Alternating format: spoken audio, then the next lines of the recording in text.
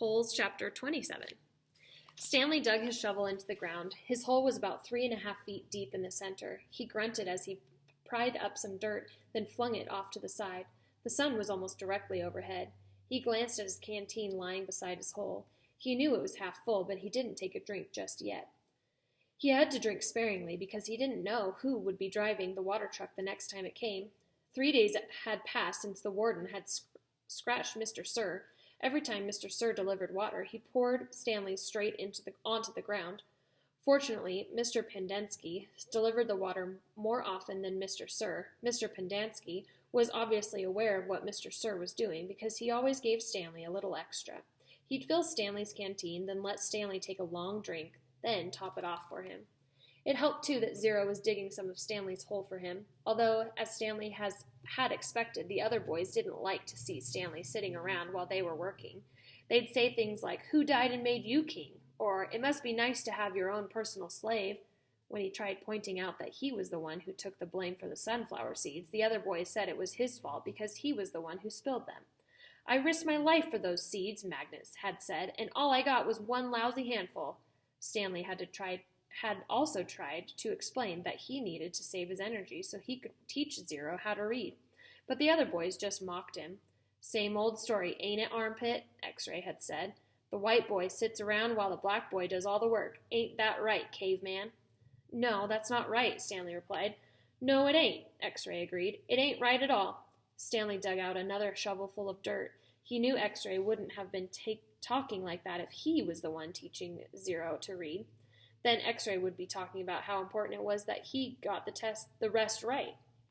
So he could be a better teacher, right? And that was true. He did need to save his strength so he could be a better teacher, although Zero was a quick learner. Sometimes, in fact, Stanley hoped the warden was watching them with her secret cameras and microphones so she'd know that Zero wasn't as stupid as everyone thought. From across the lake, he could see the approaching dust cloud.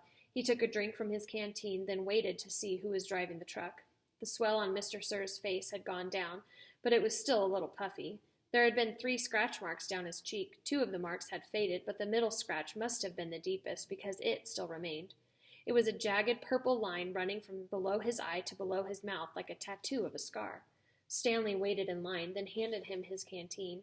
Mr. Sir held it up to his ear and shook it. He smiled at the swishing sound.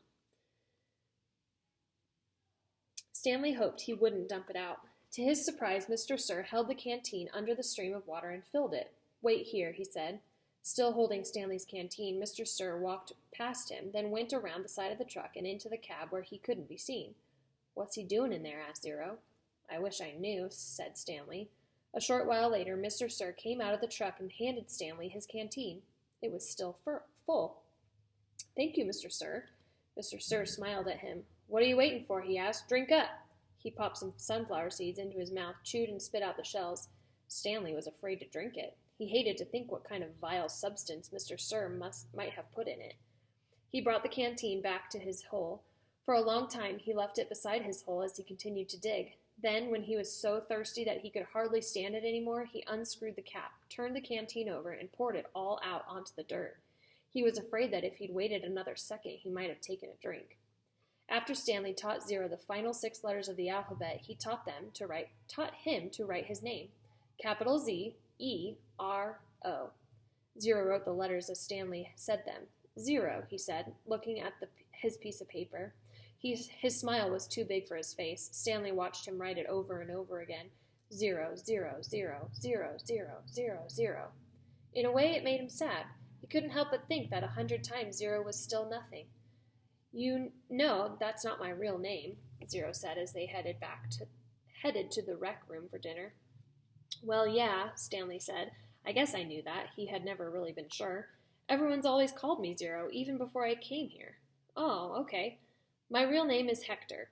"Hector?" Stanley repeated. "Hector Zeroni."